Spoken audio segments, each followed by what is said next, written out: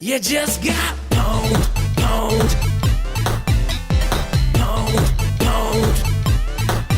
Got pwned, pwned. Blah, blah, blah, blah, blah. You just got owned. Bonjour tout le monde et bienvenue pour un nouveau Retour en arrière. Aujourd'hui, je vais revenir sur une série qui a eu droit à une adaptation en jeu vidéo pour le meilleur et surtout pour le pire, avec Alias. C'était pas mauvais, c'était très mauvais. Voilà, exactement. Alors reprenons.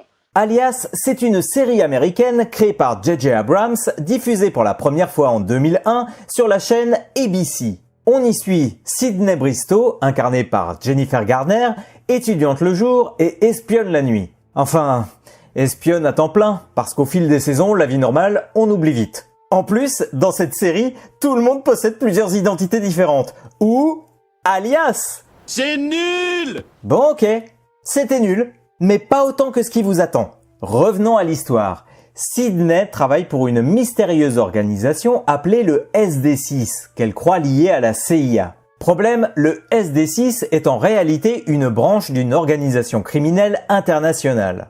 Quand elle découvre la vérité, Sydney décide de devenir agent double pour la vraie CIA afin de faire tomber ses propres employeurs.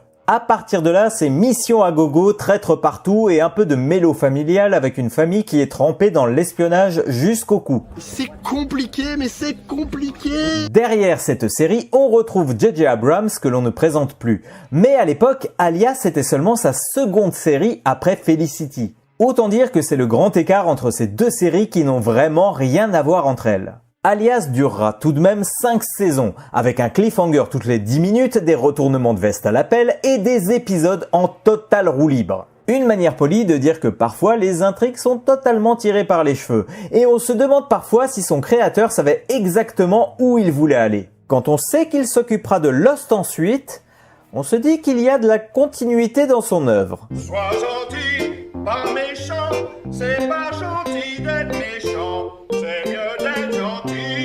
Reste que la série mélange action, espionnage et une pincée de fantastique avec la mythologie de Rambaldi, ce qui a séduit pas mal de monde à l'époque. La série lancera également la carrière de Jennifer Garner, qui se retrouve en tête d'affiche après quelques petits rôles, y compris dans la série Felicity que je mentionnais juste avant. Après, on ne peut pas dire que la série ne s'est pas essoufflée sur le temps, et on est bien content que cela s'arrête au terme de la 5e saison. Mais la série aura beaucoup de succès à ses débuts, et forcément, il fallait bien une adaptation vidéoludique. Et c'est là que les choses se corsent. Et là, c'est le drame. Acclaim, qui n'allait pas bien à ce moment-là, se charge du portage, en confiant le développement à son studio de Cheltenham, connu pour avoir travaillé sur les jeux Turok, mais aussi sur la licence Shadowman. On va dire que sur le CV, ce n'est pas forcément mauvais, et cela pouvait augurer du bon pour le résultat final. Seulement voilà, rien ne va aller dans le bon sens. Déjà, le projet est lancé tardivement pour une sortie qui se devait rapide, histoire de surfer sur le succès de la série. Et tant qu'à faire, on doit faire une histoire originale qui doit s'insérer dans le sac de nœuds qu'est déjà la série. L'équipe travaillera donc avec le studio pour créer une intrigue cohérente se situant entre les saisons 2 et 3 de la série. Et je vous préviens, ça spoil. Donc vous avez intérêt à connaître la série avant de commencer à jouer. C'est pas l'heure. Pour une fois, on incarne bien Sydney Bristow dans un jeu qui mélange les genres, à la fois aventure, infiltration, combat et énigme. Sur cette base, on retrouve les classiques de la série, avec les changements de costumes fréquents et les gadgets improbables. Malheureusement, on découvre vite que le gameplay n'est pas spécialement bien pensé. L'IA des ennemis est nulle et la réalisation ne brille pas particulièrement. Attention, le jeu possède tout de même quelques petits points positifs. Par exemple, on retrouve les doubleurs principaux de la série et le doublage est de bonne qualité. Les musiques de la série sont également réutilisées et cela permet de retrouver l'ambiance de cette dernière. Et c'est à peu près tout. Fallait pas s'attendre à des miracles non plus. Je vous l'ai dit, le fait que le développement ait été rapide n'a pas joué en sa faveur. Mais il y a un point qui va définitivement plomber le jeu. Je mentionnais que Acclaim n'allait pas fort, et je suppose que le jeu devait sortir au plus vite pour tenter de sauver les meubles. Vous vous doutez bien que ce n'est pas avec un jeu de ce niveau que la société a pu être sauvée, et cette dernière déposera le bilan quelques semaines après la sortie de Alias, le jeu. Il faut dire qu'on est dans une époque qui a déjà vu passer Lara Croft, Sam Fisher ou encore Solid Snake. Le côté action, infiltration, espionnage, on y a déjà eu droit avec des titres cultes. Donc, comment Alias pouvait rivaliser avec de telles licences en faisant la même chose en moins bien? C'est cela. Ouais.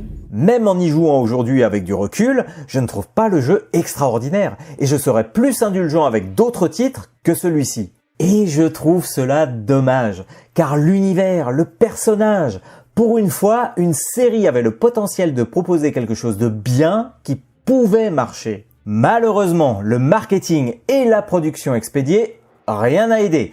Et Sydney Bristow n'aura pas eu de seconde chance de prouver sa valeur puisque ce jeu sera la seule et unique adaptation de la série. Alias, c'est donc une série qui commence bien, mais finit par se perdre un peu dans ses mythes et intrigues, avec en prime un jeu vidéo très dispensable. Pas sûr que ce sera l'émission la plus intéressante que je vous aurais proposée, mais cela valait la peine de revenir sur cette série qui était tout de même culte dans les années 2000. Je vous rassure, la prochaine émission relèvera le niveau. Enfin, j'espère. Je terminerai donc en disant attention aux espions, prenez bien soin de vous et surtout, jouez bien.